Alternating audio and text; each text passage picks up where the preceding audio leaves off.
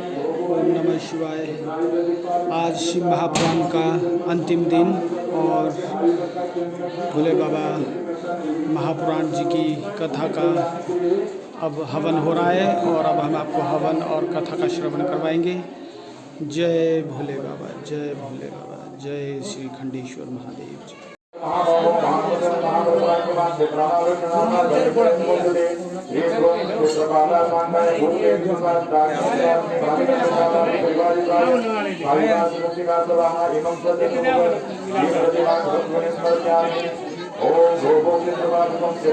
गुरु करता क्षेम करता शांति करता बुद्धि करता धुति करता निजविघ्न करता वरदोभवत् अनेक बलिदान नक्षत्र भाव देवता प्रियंता जय मानवकी नस्य प्रेक्षकोदासंतं कर्ता जनं शिवेत ओम देव शांति वनस्पतय शांति देवः शांति वत्म शांति सर्वं शांति शांति रेवः शांति काम शांति बंदास्य मंत्रजवाक्ये ब्रह्मस्य जगदेश्वर जत्रा लागू आत्मप्रति वृत्तिसे मनो अभिगत धर्मार्थ कामादि एतिकायु आरोग्य इंद्र पुत्र वस्तु सके धुलित संबंधी बंधुवादि प्राप्त ब्राह्मण द्वारा मत कारिते हुए शिव पंचाक्षर मंत्र जप करने श्री गणपति गौराजावशेष देवता विशेष सूर्य मंत्र जब दिल तंदुल आज्ञा श्री परिपूर्ण प्रसिद्ध वसुधारण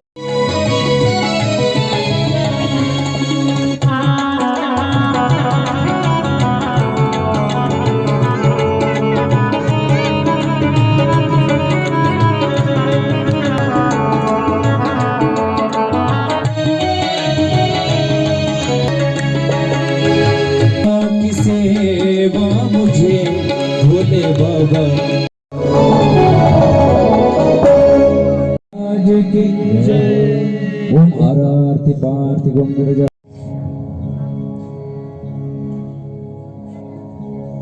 विप्रवर एवं उपस्थित मातृशक्ति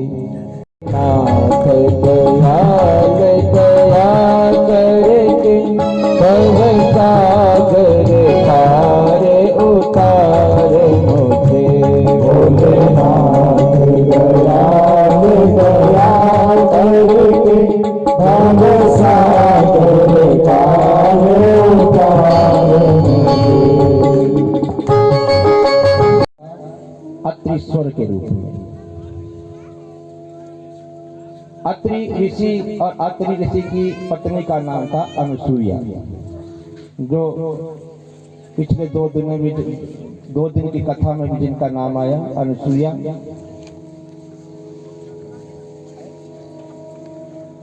जो अत्रि ऋषि हैं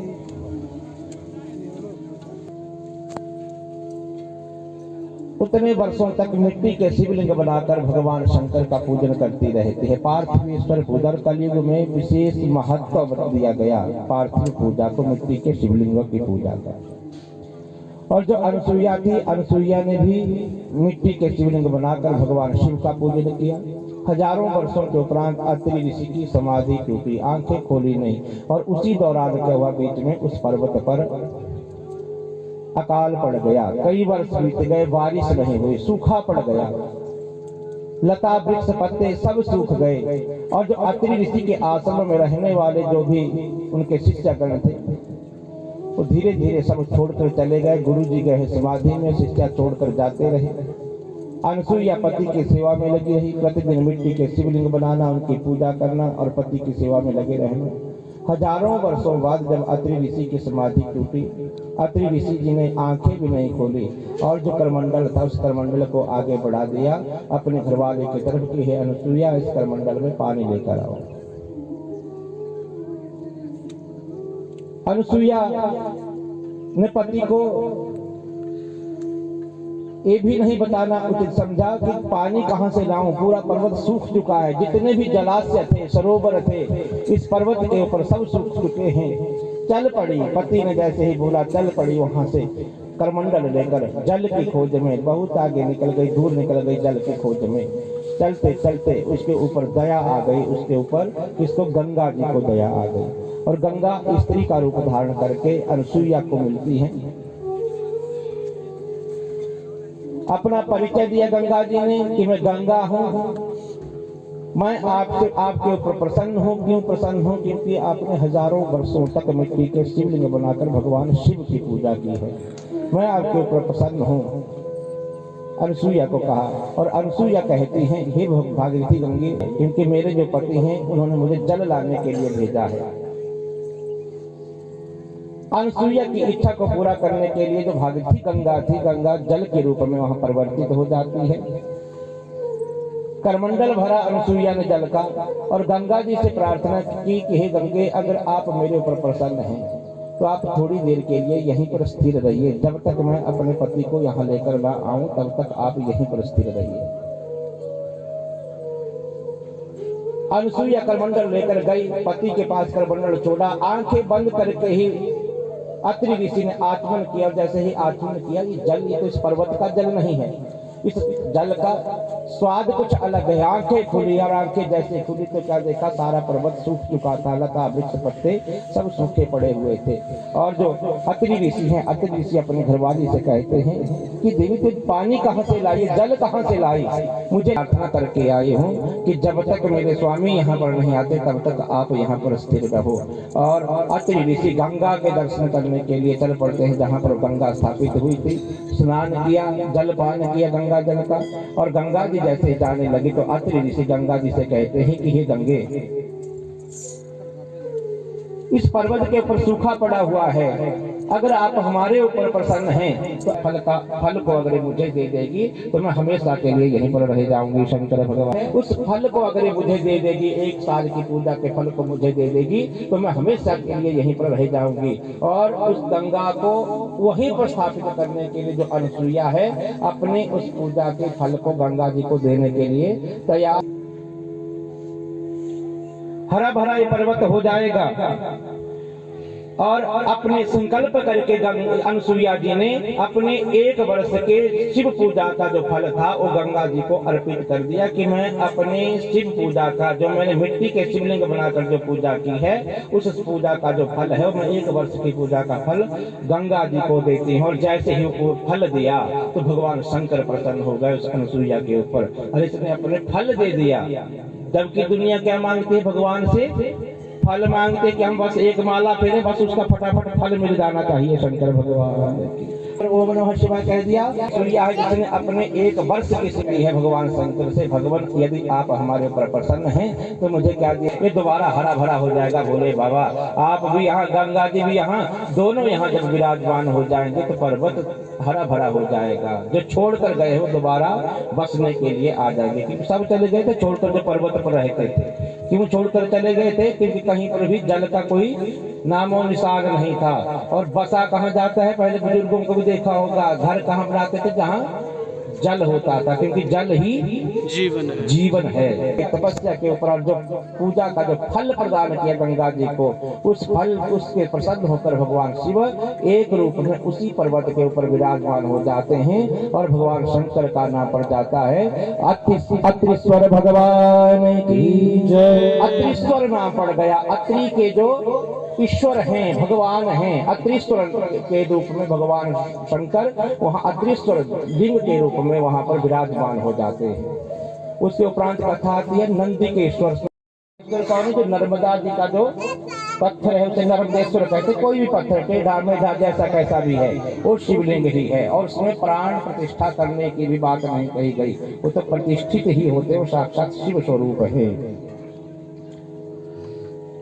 नर्मदेश्वर हर व्यक्ति पूजा कर सकता है नर्मदेश्वर भगवान की। और नर्मदेश्वर भगवान के लिए एक चीज और कही गई जो मैंने तीसरे दिन की कथा में भी आपको बताई थी। नर्मदेश्वर भगवान के चरणामृत को भी ग्रहण किया जा सकता है। शंकर भगवान के चरणामृत ले सकते हैं आप। बताए थे मैंने कुछ ज्योतिर्लिंग, जैसे किसी धातु का बना हुआ कोई शिवलिंग है उसका चरणामृत लिया जा सकता है। पत्थर का बना हुआ शिवलिंग है उसका भी चरणामृत लिया जा सकता है।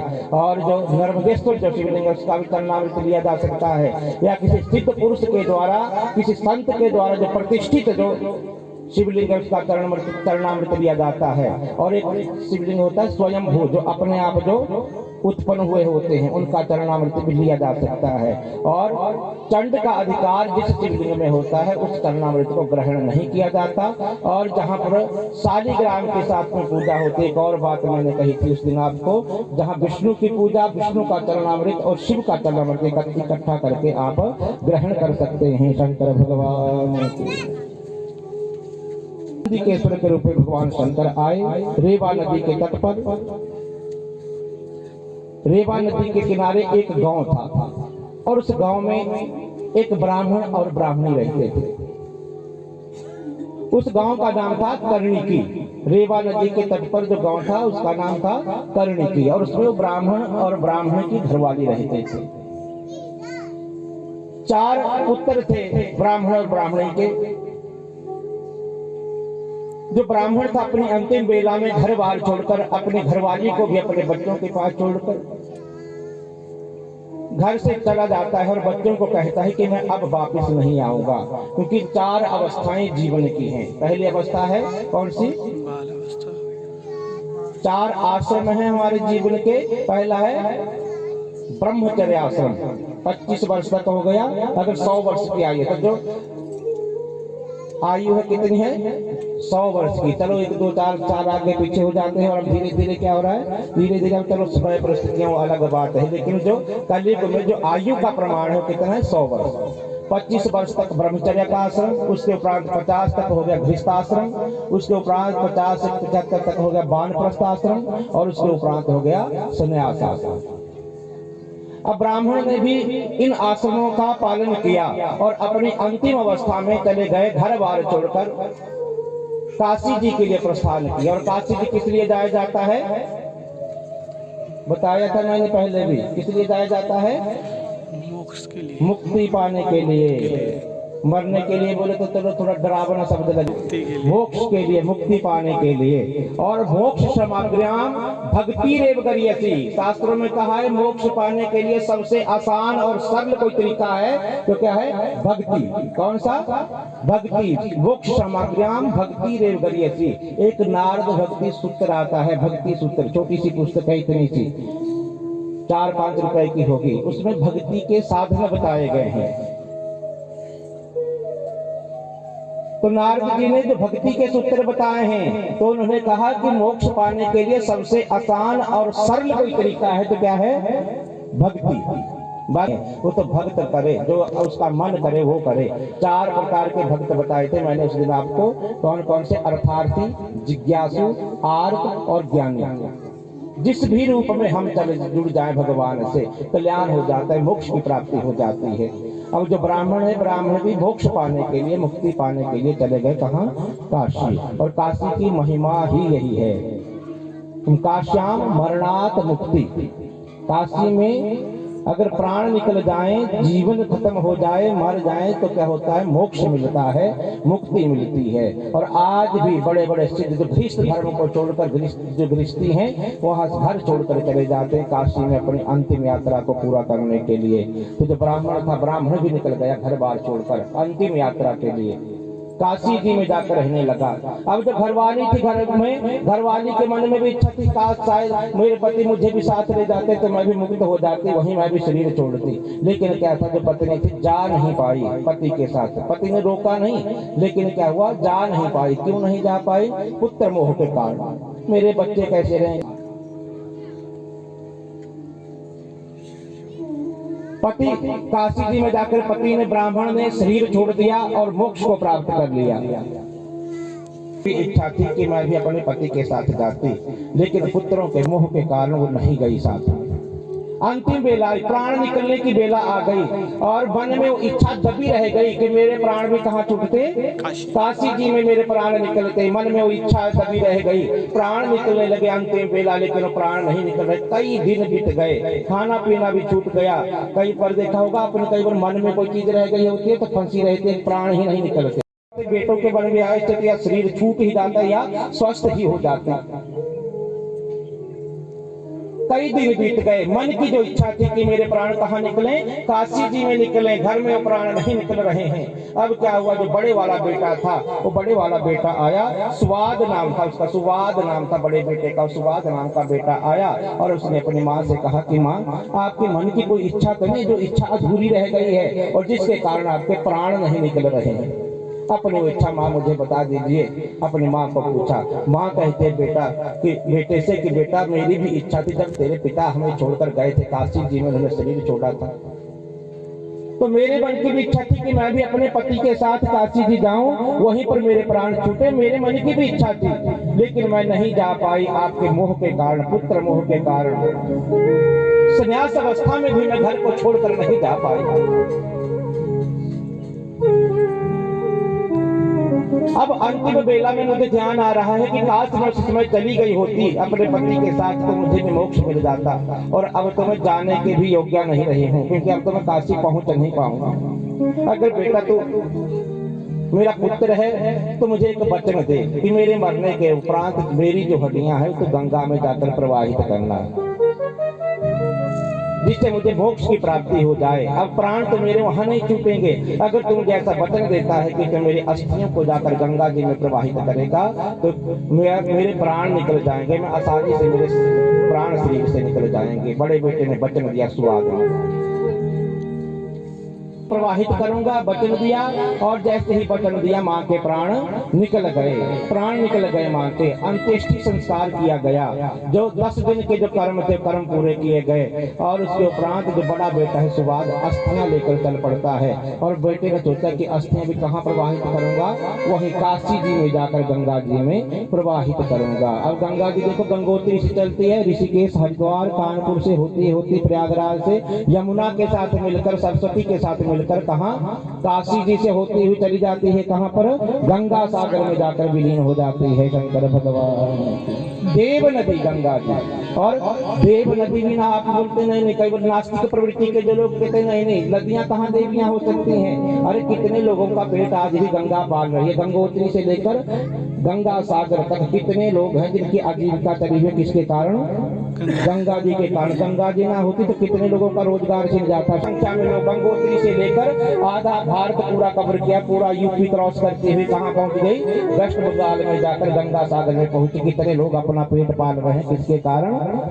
गंगा जी के कारण। देव नदी ने जितने लोगों को रोजगार देकर रखा है, कितने लोगों का पेट पाल रही है भागीरथी गंगा।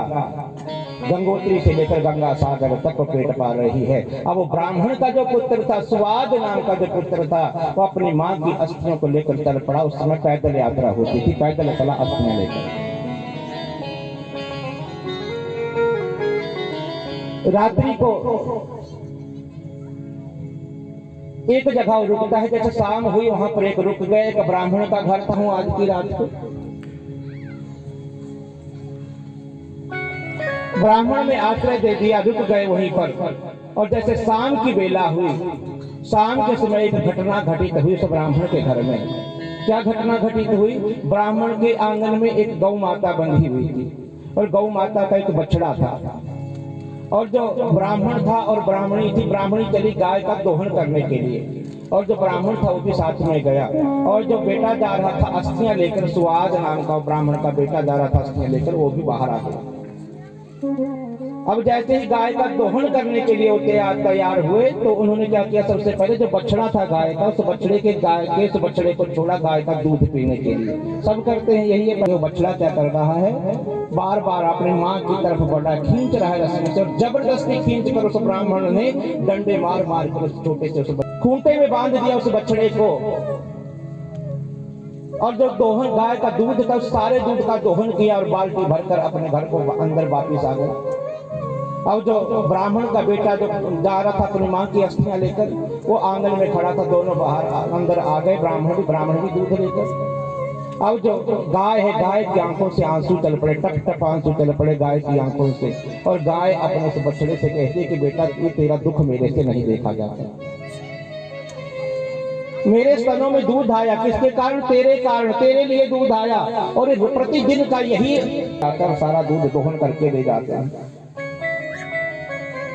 ये तेरा दुख मेरे से नहीं देखा जाता बेटा। कई बार तो मुझे गुस्सा आता है, क्रोध आता है, और कभी तो मैं ऐसा सोचती हूँ कि अपने इन तीखे सींगों से क्या करूँ, इनके पेट फाड़ दूं। इतने निर्दयी हो गए कि अपना पेट इनको बड़ा दिखता है और मेरा बच्चे का पेट ही नहीं दिखता है इनको, और सारा दूध निकाल कर चले जाते। चलो थोड़ा बहुत मेरे बेटे के लिए जिसके कारण ये दूध आया है उसे भी थोड़ा छोड़ देते। जो बेटा है वो बेटा बछड़ा वो अपनी माँ से कहता और इस सारी बातों को सुन रहा है। कौन? वो ब्राह्मण, सुबाद ब्राह्मण, तो इन बातों को सुन रहा है। और जो बछड़ा है, बछड़ा अपनी माँ से कहता है कि माँ शायद हमारे भाग्य में ही ऐसा होगा, पूर्व जन्म में हमने भी शायद कोई ऐसा काम किया होगा, किसी की वस्तु छीनी होगी, उस कर्म का फल शायद हम भोग रहे हैं माँ। अब जीवन में जब आंसू ही लिखे हैं तो आंसू ही बहाने पड़ेंगे। माँ को कहा डंडे से मारा जाता है। गाय दुखी हुई है और जो ब्राह्मण है जो इन सारी बातों को सुन रहा है वो भी अंदर चला गया। गाय और इस बछड़े के इस संवाद को सुना, अंदर चला गया। सुबह हुई, सुबह उठे, अब वो अपने घरवाली को कहता है कि देवी जो हमारा बेटा है बेटी को साथ ले जाना गाय का दोहन करने के लिए, क्योंकि जो बछड़ा है बड़ा हठीला है, बड़ी मुश्किल से उसको रस्सी से खींचते हैं। बेटे को ले जाना बछड़े को हटाने के लिए, मैं कहीं बाहर जा रहा हूँ, ब्राह्मण ने कहा। अब जो अस्थियां लेकर जो ब्राह्मण के घर रुका हुआ था उसने सोचा आज का हाल भी देख ही लेता हूँ कि कैसे गाय का दोहन करते हैं। और जो गाय है वो कितना दुख मनाती है अपने पुत्र, जो माँ से पुत्र को और कथा में विघ्न करता है, किसी की नींद में विघ्न करता है, ये ब्रह्म हत्या के बराबर दोष कहे गए हैं शंकर भगवान की। 4 चीजें बताई थी मैंने। कथा भंगा, कथा में कोई विघ्न करता है तो कितना बड़ा दोष है, ब्रह्म हत्या के बराबर दोष कहा गया। जो कथा में विघ्न, बड़े अच्छे तरीके से आप रहे, कोई विघ्न नहीं हुआ, लेकिन कब तक कहीं भी आप कथा सुनने जाएं तो इस हिसाब से जाएं कि हमारी वजह से कोई यहाँ पर तंग ना हो। शंकर भगवान क्या होगा फिर? ध्यान बटेगा आपकी बातों को सुन, आप तो फंसे उन्हीं बातों में, अर्जित करके जाएं। और उनके क्या करें? 3 प्रकार के व्यक्ति आते हैं कथा में, एक आते हैं श्रोता, एक आते श्रोता, एक आते कुरेता। शंकर भगवान श्रोता जो ध्यान पूर्वक 3 घंटे बैठकर जो कथा सुनते हैं अच्छे श्रोताओं की तरह, एक आता श्रोता थके होते हैं, कई बार बैठे, सोना भी नहीं पड़ेगा, बैठे बैठे नींद आ जाएगी। क्यों? क्योंकि भगवान की कथा में क्या मिलती है? शांति मिलती है। कल जो दाल बनाई थी उसमें नमक ज्यादा हो गया, कोई ना कोई कमी निकालेगा जरूर शंकर भगवान, कोई ना कोई कमी निकालेगा। अरे चलो और अच्छा था, लेकिन क्या था वहाँ थोड़ी जगह कम थी, नहीं वहाँ देखता बड़ा ऐसा था, थोड़ा जो खाने पीने का था वो ढंग का था। वो ब्राह्मणी चली गाय का दोहन करने के लिए, अपने पुत्र को उठाया, पुत्र भी चला साथ में, और जो अस्थियां लेकर जो ब्राह्मण का पुत्र जा रहा था उसने सोचा कि आज भी देख ही लेता हूँ, बाद में जाता हूँ यहाँ से कि आज क्या होता है। ये माँ अपने पुत्र के वियोग में कैसे रहती है, कैसे ये रहेगी। चल पड़े, जो गाय का बछड़ा था, गाय के बछड़े को गाय का दूध पीने के लिए छोड़ा गया रस्सी से, और जैसे ही स्तनों में दूध आया तो बछड़े को खींचना शुरू कर दिया। और जो बेटा था, बेटे से अकेले से बछड़ा नहीं खींचा जा रहा था, बेटा खींचने लगा, और जो माँ थी, माँ ने डंडे से पीट पीट कर क्या किया, उस बछड़े को खूंटे में बांध दिया। और जो ब्राह्मण था अस्थियां लेकर वो भी देख रहा है, और जो गाय थी, गाय से आज बछड़े का ये दुख नहीं देखा गया। देखो 2 पड़े हैं मेरे इस छोटे से बच्चे को मारने के लिए, जिसके कारण स्तनों में दूध आया। दुखी हो गई गाय, और गाय ने थोड़ा सा झटका दिया, और गाय ने क्या किया, जो रस्सी थी रस्सी को तोड़ दिया, जो गाय के गले में रस्सी पड़ी थी, और क्रोध में आकर गाय ने रस्सी तोड़ी और अपने जो तीखे जो सींग थे उन सींगों का प्रहार कर दिया उस ब्राह्मणी के पुत्र के ऊपर। ब्राह्मण पुत्र के प्राण निकल जाते हैं, और जो ब्राह्मणी थी रोने लगती है, जोर जोर से सारे गांव वाले इकट्ठे हो गए। और जैसे इस ब्राह्मणी के पुत्र को मारा उस गाय ने, वो गाय जो सफेद रंग की गाय थी, उस गाय का रंग नीला पड़ जाता है। शंकर भगवान मन में सोच रही है, अरे मेरे बच्चे को रोज मारते थे, वो मेरा दुख इनको नहीं दिखा, इनका बच्चा आज मारा मैंने तो देखो कितने चिल्ला रहे हैं शंकर भगवान की। मेरे बच्चे की दया इनको आज तक नहीं आई। भागी गाय वहां से, और जो ब्राह्मण था अस्थियां लेकर जो वहां पर रुका हुआ था वो भी उस गाय का पीछा करता हुआ दौड़ता है। आगे आगे गाय, पीछे पीछे वो ब्राह्मण का बच्चा सुवाद दौड़ा हुआ है। जाते जाते एक जो नर्मदा नदी थी, नर्मदा नदी के तट पर जाकर वो गाय जाकर वहां पर डुबकी लगाती है, और नर्मदा में उसने डुबकी लगाई, और डुबकी लगाकर जैसे ही वो बाहर निकली तो वहां पर जो नीले रंग की जो गाय हो गई थी वो गाय दोबारा सफेद रंग की हो जाती है। शंकर भगवान उस सफेद रंग की हो जाती है। और जो ब्राह्मण का बेटा जो अस्थि लेकर जा रहा था वो चिंतन करता है ऐसा कैसे हुआ होगा। उस गाय को पूछा उस ब्राह्मण पुत्र ने कि ऐसा कैसे हुआ। वो गाय कहती है कि नर्मदा नदी में आज वैशाख मास के शुक्ल पक्ष की सप्तमी तिथि थी। उस दिन कौन सी? वैशाख महीने की क्या शुक्ल पक्ष की सप्तमी तिथि। वो गाय कहती है कि आज वैशाख शुक्ल सप्तमी है और वैशाख शुक्ल सप्तमी के दिन यह नर्मदा के इस तट पर आज यहाँ पर गंगा जी का आगमन होता है, गंगा आती है और यहाँ पर भगवान शंकर नंदिकेश्वर के रूप में विराजमान है। और यहाँ पर गंगा जी भी भगवान शंकर का अभिषेक करने के लिए, नंदिकेश्वर का अभिषेक करने के लिए सप्तमी के दिन यहाँ पर आई हुई हैं। और आज मैंने वहाँ पर स्नान किया और यहाँ पर स्नान करने से ब्रह्म हत्या का दोष दूर हो जाता है। मुझे ब्रह्म हत्या लग गई थी जब मैंने ब्राह्मण पुत्र का वध किया, मेरा रंग श्वेत से नीला पड़ गया था और मैंने क्या किया, यहाँ पर स्नान किया। यहाँ पर स्नान करने से मेरी ब्रह्म हत्या का दोष दूर हो गया। शंकर भगवान दूरा में स्नान करता है। अब जो ब्राह्मण पर आई हुई हैं, क्यों ना मैं अपनी माँ की अस्थियों को यहीं पर प्रवाहित कर दूं, क्योंकि गंगा तो यहीं पर आई हुई हैं। और वहीं पर उस ब्राह्मण के पुत्र ने अपनी माँ की अस्थियां रूप धारण करके उस ब्राह्मण की जो माँ थी, सुबाद की माँ थी, दिव्य रूप धारण करके शिवलोक को चली जाती है। शंकर भगवान शिवलोक को चली जाती है। जो नंदिकेश्वर के रूप में भगवान शंकर आए थे। एक ऋषिका नाम की ब्राह्मणी थी और उस ब्राह्मणी थी ऋषिका, तो क्या करती थी, भगवान शिव के पूजा करती थी, मिट्टी के शिवलिंग बनाकर वहीं पर पूजा करती थी।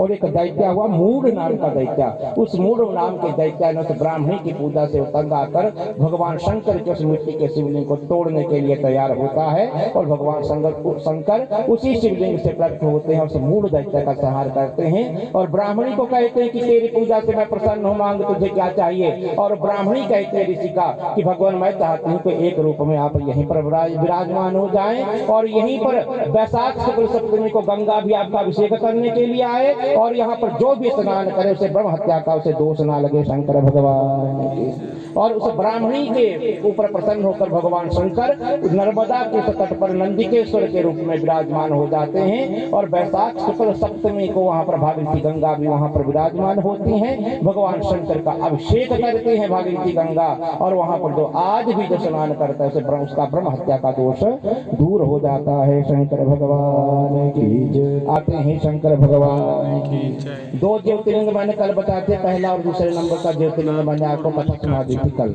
कौन कौन से? सोमेश्वर, सोमेश्वर और सोमनाथ एक ही है शंकर भगवान। और दूसरा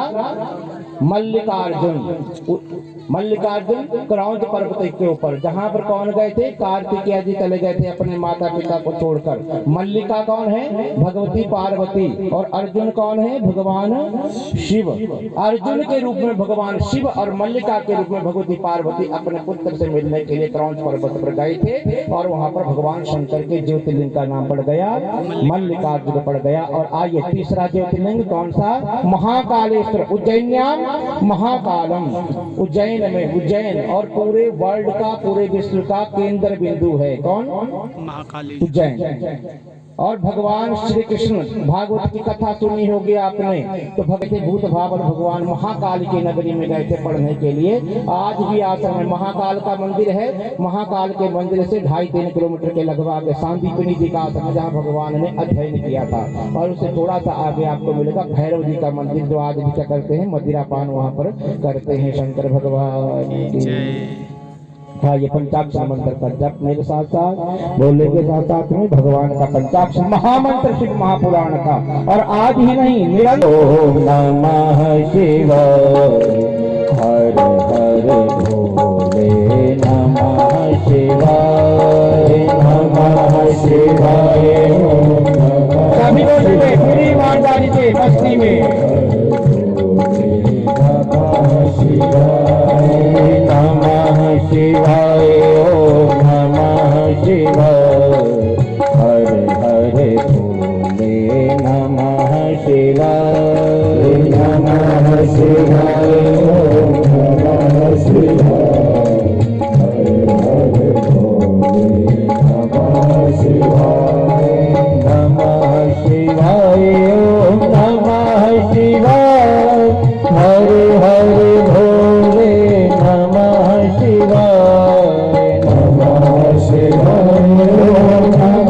सप्ताक्षर मंत्र महामंत्र भगवान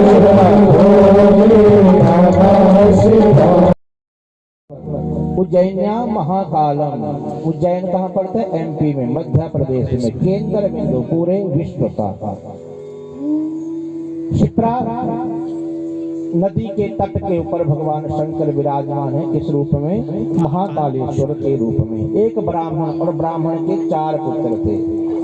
चारों भगवान शिव के भक्त थे। उज्जैन में रहते थे क्षिप्रा नदी के तट पर, और वहीं से क्षिप्रा नदी के तट की बालू लेते थे, मिट्टी लेते थे और उसका शिवलिंग बनाते थे। शिवलिंग बनाकर प्रतिदिन उनकी पूजा करते थे शिवलिंगों की, और शाम को पूजा करके उन शिवलिंगों को क्षिप्रा नदी में प्रवाहित कर देते थे। प्रतिदिन का नियम। भगवान शंकर की पूजा में रत रहते थे चारों ब्राह्मण के चारों पुत्र शिव भक्त भगवान के भक्त बने थे। शिवलिंगों की पूजा मिट्टी के लिंग बनाकर पूजा करते थे। और वहीं पर एक दैत्य रहता था, दूषण नाम का दैत्य। और जो दूषण नाम का दैत्य था, उन चारों ब्राह्मणों को कारागृह में डाल देता है, जेल में डाल देता है। और जो चारों ब्राह्मण के जो बेटे थे वहां जेल में जाकर भगवान शंकर का ध्यान करते हैं कि भगवान आपकी पूजा भी छूट गई, यहाँ न पार्थिव और मिट्टी प्राप्त हो रही है। भगवान शंकर के ध्यान में रत हो जाते हैं और भगवान शंकर को उनके ऊपर दया आती है। उनकी भक्ति से प्रसन्न होकर भगवान शंकर प्रकट होते हैं और उस दूषण नाम के दैत्य का भगवान संहार करते हैं। और जो ब्राह्मण थे, ब्राह्मणों को दर्शन दिए ब्राह्मण पुत्रों को भगवान ने, और ब्राह्मण के बच्चे कहते हैं कि भूत भावन भगवान आप एक रूप में यहीं पर विराजमान रह जाइए। किस रूप में? महाकाल के रूप में आप यहीं पर विराजमान हो जाइए। शंकर भगवान, महाकालेश्वर भगवान, महाकाल के रूप में विराजमान हो जाइए। और ये भोले बाबा हैं, हमें ये वरदान दीजिए कि जो कोई भी आपके दर्शन करे उसे काल का भय ना रहे। महाकाल के जो दर्शन करता है उसे काल का भय नहीं रहता।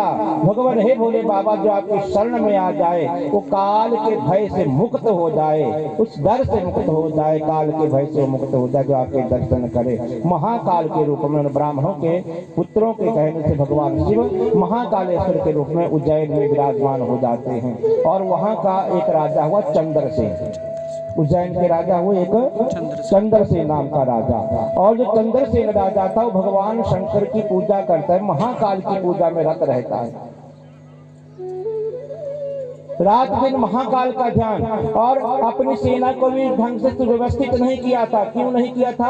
कि वो कहते थे, कोई कहता था, कोई मंत्री कहता था कि अपनी सेना को थोड़ा सुव्यवस्थित कर लो, कोई दुश्मन कोई आक्रमण कर दे उज्जैन के ऊपर तो कैसे रक्षा होगी। तो वो कहते हैं कि अरे मुझे कोई जरूरत नहीं, मेरा काम है भगवान महाकाल की शरण में जाना। और उज्जैन की रक्षा करना किसका काम है? महाकाल का काम है। जिसके रक्षक महाकाल स्वयं बैठे हैं, उसकी रक्षा करने वाला मैं कौन होता हूँ। अटूट विश्वास उस चंद्रसेन राजा, जो रात दिन भगवान महाकालेश्वर की भक्ति में रत रहता था। और जो आस पड़ोस के जो राजा थे वो उसकी उन्नति से जलते ही है और उन्नति से चिढ़ते रहते थे। एक दिन क्या हुआ, जो आस पड़ोस के जो राजा थे उन्होंने सोचा कि जो राजा है चंद्रसेन है तो भगवान शिव की भक्ति में रहता है, क्यों ना हम उज्जैन को चारों तरफ से घेर लें और चारों तरफ से जब वो नगरी घिर जाएगी तो हम राजा तो बैठा होगा ध्यान में शिव पूजा में और हो जाएगा। और क्या हुआ, एक बालक था उसी नगर में, एक गौओं को चराने वाला एक बालक रहता था, जिस बालक का नाम था श्रीकर।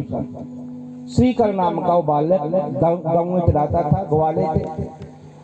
महाकाल की पूजा में चंद्रसेन बैठा हुआ था और वो श्रीकर नाम का जो बालक था वो बालक भी चंद्रसेन को राजा को पूजा करते हुए देखता है दरवाजे से।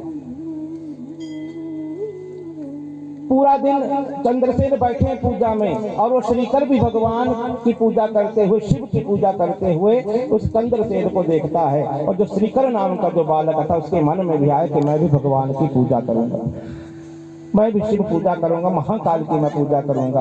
आ गया घर, और जैसे प्रतिदिन का नियम था कि गाय छोड़ने सुबह चला जाता था, शाम को घर वापस आता था। सुबह जैसे ही गाँव लेकर गया बन, तो वहां पर जाके एक बड़ा सा पत्थर लिया और जो सीधा सा पत्थर था उस पत्थर को सीधा करके रख दिया और उसी पत्थर की पूजा करने लग गया महाकाल के रूप में। हे भोले बाबा पूजा करें जो अपने पास जो उपलब्ध था। भगवान शंकर की पूजा तो मैंने आपको बताया था सबसे सस्ती पूजा है। बिल पत्थर चढ़ाएंगे, और बिल पत्थर भी कैसा, जो पहले चढ़ाए उसको भी धोकर चढ़ा देंगे। भोले बाबा क्या हो जाते हैं, प्रसन्न हो जाते हैं भोले बाबा।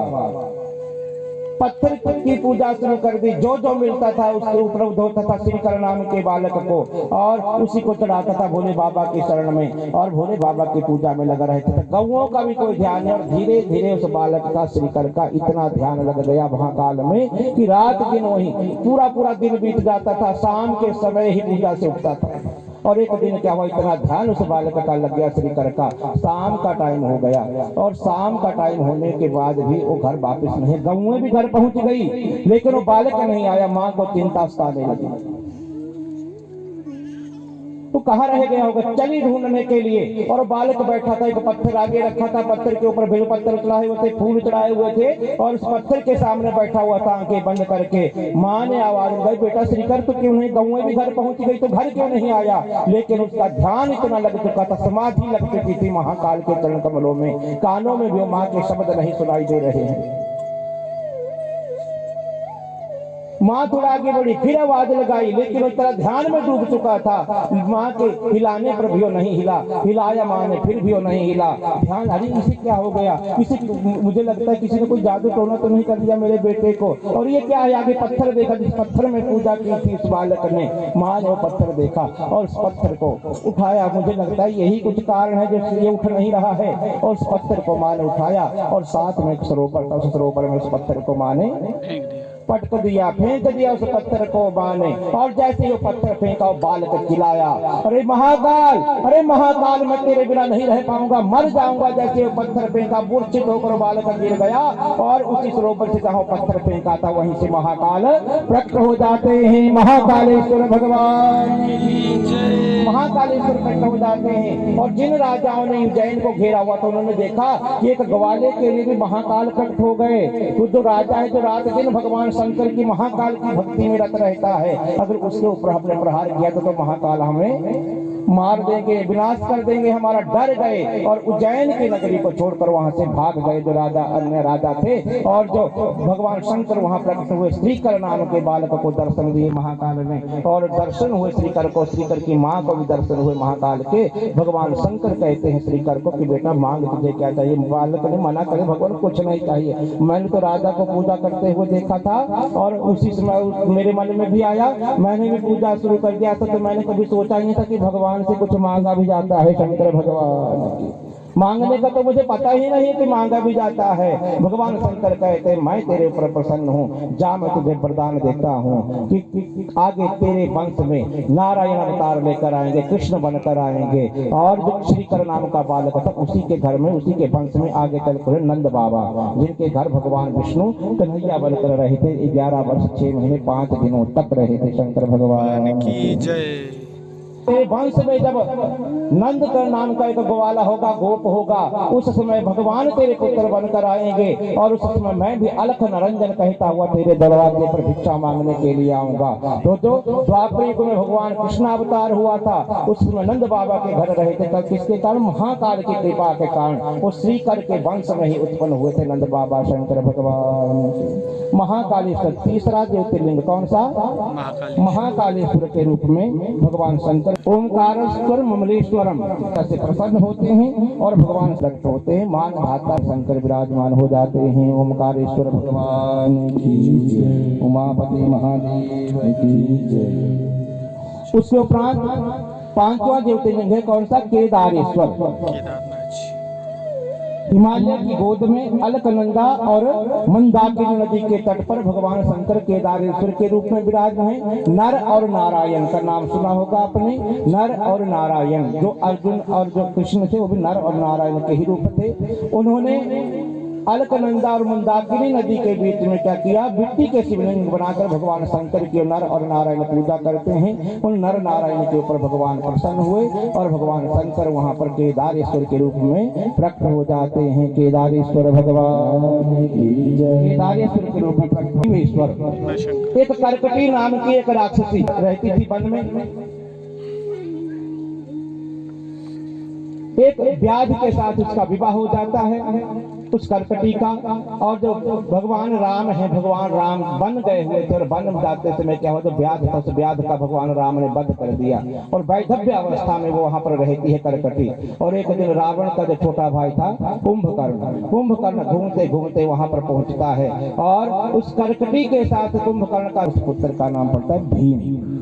क्या नाम पड़ता है? भीम नाम पड़ा। और जब भीम है, अब भीम पूछता है अपनी माँ को, कर्कटी को, कि माँ मेरा पिता कौन है? भीम ने अपनी माँ को पूछा और जो कर्कटी है, कर्कटी कहती कि बेटा तेरे पिता कुंभकर्ण हैं और जो कुंभकर्ण हैं उनको मार दिया गया है राम के द्वारा। जब विष्णु अवतार लेकर आए थे उन राम ने वध कर दिया आपके पिता का। पूरी कथा सुना दी कि मेरी शादी हुई थी व्याध के साथ, उसको भी राम ने मार दिया। कुंभकर्ण के संसर्ग से तू पैदा हुआ, तेरे पिता कुंभकर्ण को भी राम ने मार दिया। और जो भीम है वो राम से बदला लेने की सोचता है कि मैं नारायण से बदला लूंगा।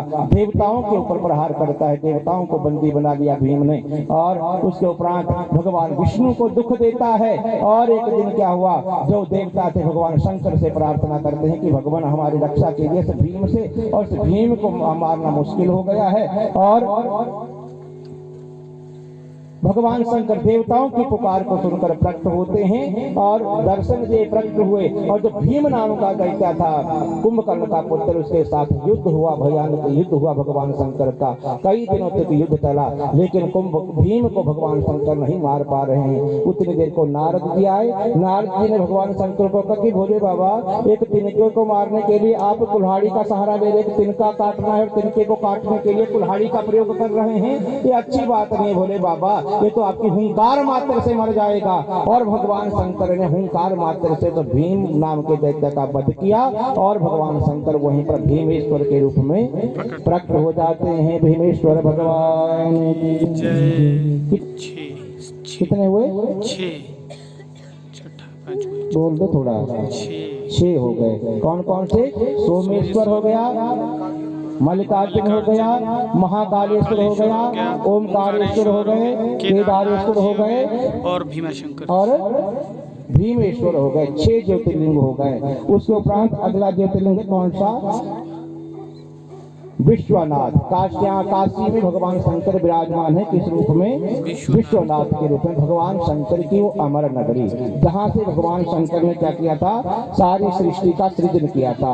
विश्वेश्वर की कथा भी मैंने आपको सुना दी है। वहीं पर भगवान शंकर सबसे पहले जो नगरी भगवान शंकर की त्रिशूल के ऊपर टिकी हुई है, वहाँ पर से ही उनकी शक्ति स्वरूपा अंबिका प्रकट हुई थी। और उसके उपरांत भगवान विष्णु प्रकट हुए थे, उनके दानकर प्रकट हो गए और भगवान शंकर का नाम पड़ गया था विश्वेश्वर, नाम पड़ गया विश्वनाथ, नाम पड़ गया विश्वेश्वर भगवान। विश्वेश्वर के रूप में प्रकट हो गए। और वहीं पर साथ में भैरव मंदिर भी, अगर आप गए हो, जिन्हें जो गए हमें पता है भैरव। और कहते हैं कि जो बिना भैरव के दर्शन के वहां आता है उसकी यात्रा पूर्ण नहीं मानी जाती। क्यों गए थे भैरव जी वहां पर? ये भी कथा सिर्फ महापुराण की, सारी कथाओं को सुनाया कहा जाता है, कहाँ पूरी की जाएगी। जब ब्रह्म हत्या लग गई थी, किसको? भैरव जी को। ब्रह्मा जी का सिर काटा था, 5वां सिर काट दिया था। दूसरे दिन की कथा में सुनाया था मैंने आपको। और जब सिर कट गया था ब्रह्मा का, तो भैरव जी को लग गई थी ब्रह्म हत्या। और ब्रह्म हत्या जब लग गई भैरव जी को, तो भैरव दौड़े आगे आगे और पीछे पीछे दौड़ी ब्रह्म हत्या। और भैरव जी ने दौड़ते दौड़ते कहाँ प्रवेश कर लिया था? विश्वनाथ भगवान की नगरी में, काशी जी में प्रवेश किया। और जैसे काशी में प्रवेश किया और काशी की सीमा पर जैसे ब्रह्म हत्या पहुंची, वो पाताल में चली जाती है। काशी में ब्रह्म हत्या का भी प्रवेश नहीं हुआ भगवान शंकर की उस नगरी में। और तब से लेकर आज तक भैरव बाबा वहीं पर बैठे हुए हैं, वहां के द्वारपाल बनकर पर बैठे हुए हैं भैरव बाबा और कहते जो काशी जाते तो भैरव के दर्शन जरूर करने चाहिए, न तो यात्रा पूर्ण नहीं मानी जाती। शंकर भगवान की जय। काशी में विश्वनाथ के रूप में, विश्वेश्वर के रूप में भगवान शंकर विराजमान हैं। और उसके उपरांत अगला ज्योतिर्लिंग है कौन सा? त्र्यंबकेश्वर। कहाँ पर? नासिक में भगवान शंकर विराजमान हैं। किस रूप में? त्र्यंबकेश्वर के रूप में, नासिक में। गौतम ऋषि, और गौतम ऋषि ब्रह्मगिरी पर्वत के ऊपर रहते थे अपने शिष्यों के साथ। अनेकों ऋषि वहां पर रहते थे और उस पर्वत के ऊपर जल प्रकट किया था। किसने? गौतम ऋषि ने। जो आज भी नदी बहती है, कौन सी? गोदावरी नदी। ब्रह्मगिरी पर्वत के ऊपर गौमुख बना हुआ है, वहां से गोदावरी नदी का उद्गम स्थल है। गोदावरी वहां से निकलती है और उस गोदावरी को उस पर्वत के ऊपर गौतम ऋषि ने प्रकट किया था अपनी तपस्या के बल। जब उस ब्रह्मगिरी पर्वत के ऊपर जल हो गया तो वहां पर बसने के लिए अनेकों ऋषि आ गए। कारण वही, जल ही जीवन है। जब पर्वत के ऊपर जल हो गया तो अनेकों ऋषि वहां पर बस गया। सब भरते थे वहीं से पानी, जो गोदावरी का जो उद्गम स्थल है वहां से जल भरते थे जाकर। और जो गौतम ऋषि की पत्नी थी, क्या नाम था गौतम ऋषि की घरवाली का? अहल्या। क्या नाम था? अहल्य नाम था गौतम ऋषि की घरवाली का। वो भी जल भरती थी। अन्य जो ऋषि थे, ऋषियों की जो पत्नियां थी, वो भी वहीं पर जल भरती थी। और कई बार क्या होता था, जो अहल्या थी वो बाद में जाती थी और पहले जल भर लाइन लगी रहती थी वहां जल भरने के लिए। अहल्या एक बार क्या हुआ, जैसे गई, थोड़ा लेट गई और ऋषि पत्नियों को कहा कि मुझे थोड़ा जल पहले भरने दीजिए, क्योंकि मुझे थोड़ी जल्दी है, घर में काम ज्यादा है। एक दिन भरने दीजिए, दूसरे दिन फिर वैसा ही हुआ होगा। और जो ऋषि पत्नियां हैं रोज रोज अपने पत्नियों से जाकर कहती हैं कि जो अहल्या है रोज आती बाद में है और पहले जल भर कर ले जाती है।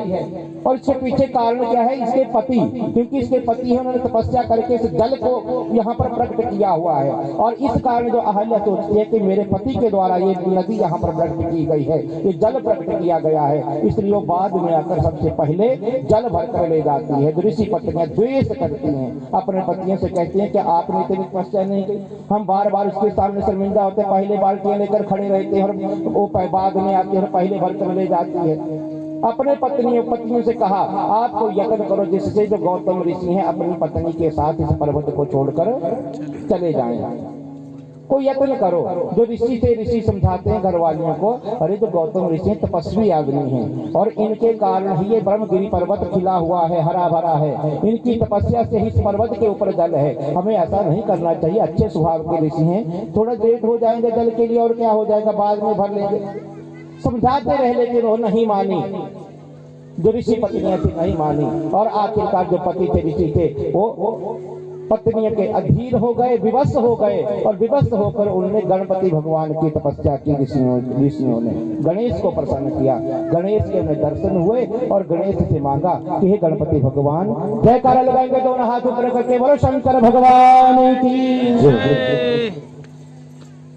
गणेश भगवान ने ऋषियों को कहा कि मांगो, आपको क्या चाहिए, मांगने के लिए कहा। और ऋषि कहते हैं कि हे गणपति भगवान, हमें चाहते हैं कि कोई ऐसा उपाय करो जिस उपाय से ये जो गौतम ऋषि अपनी पत्नी के साथ इस पर्वत पर रह रहे हैं, तो गौतम ऋषि इस पर्वत को छोड़कर चले जाएं। कोई ऐसा उपाय करो। गणपति ने भी ऋषियों को समझाया, अरे गलत बात है, अच्छे ऋषि, तपस्वी ऋषि, ऐसा तपस्वी जब धरा को छोड़कर चला जाता है किस स्थान, शंकर भगवान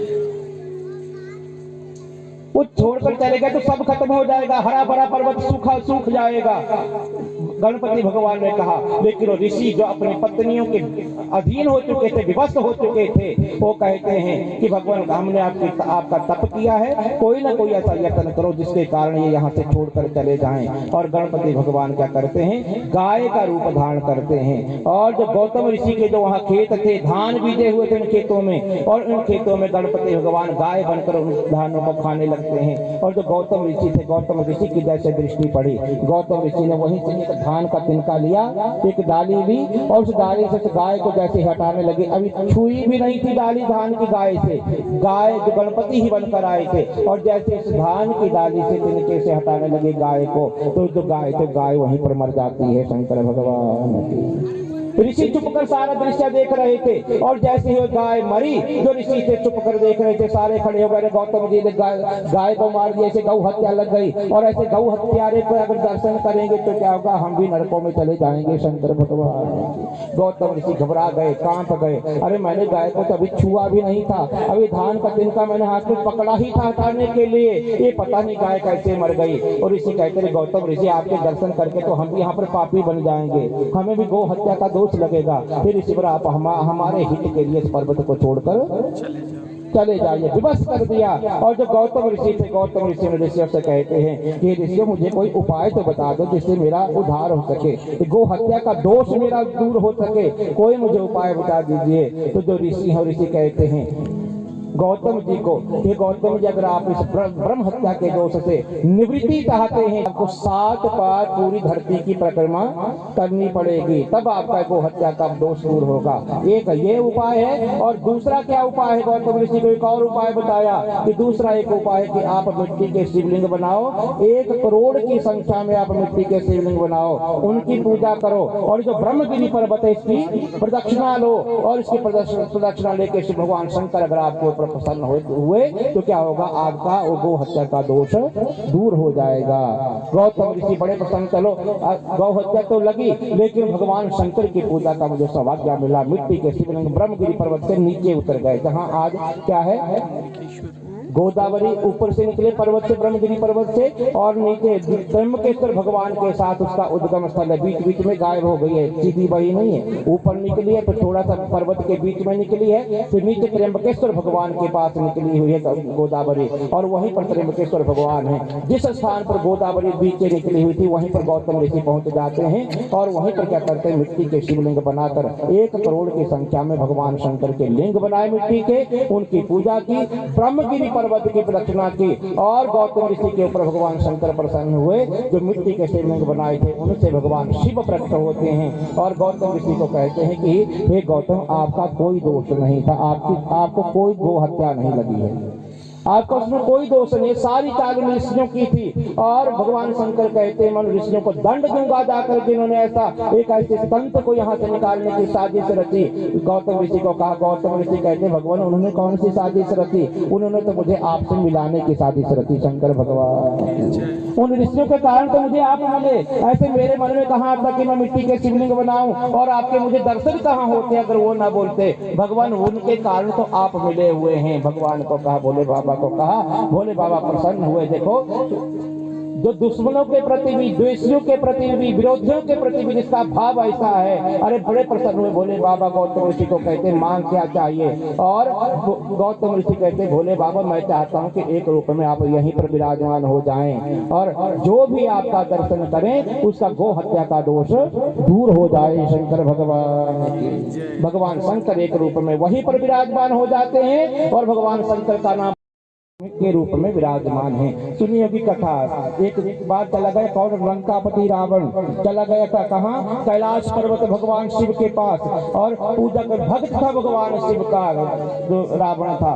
भगवान शंकर से मिलने जाता था, एक दिन सोचा कि बार बार मैं लंका से वहां जाता हूँ, क्यों ना भगवान शिव को ही यहीं पर ले आऊं। शंकर भगवान और शिव ही लंका में आ जाएंगे तो मुझे बार बार आने जाने के चक्कर से चूक जाऊंगा। भोले बाबा को ले जाने के लिए चले। सुना होगा अपनी कथा में कैसे कैसे गए, भोले बाबा से कहा चलने के लिए, भोले बाबा ने मना किया जाने से। जब तो क्या वो पूरे पर्वत के साथ ही उठाने के लिए तैयार हो गए, पूरे कैलाश को ही उठाकर ले जाऊंगा लंका। शंकर भगवान उठाने के लिए तैयार हुए, पर्वत हिलने लगा। भगवान शंकर भक्ति पार्वती ऊपर बैठे हुए थे, पर्वत को जैसे ही रावण उठाने लगा भगवान शंकर हिल गए, पर्वत हिल गया। पार्वती कहती कैसा भूकंप आ गया भोले बाबा। अरे भूकंप नहीं आया, मेरा चेला आया है मुझे ले जाने के लिए। शंकर भगवान मेरा चेला है ले जाने के लिए। कैसा चेला जो पर्वत को ही उठा रहा है, ये चेला ही कुछ ऐसा है, इसका दिमाग ही कुछ है, सबसे अलग सोचता है।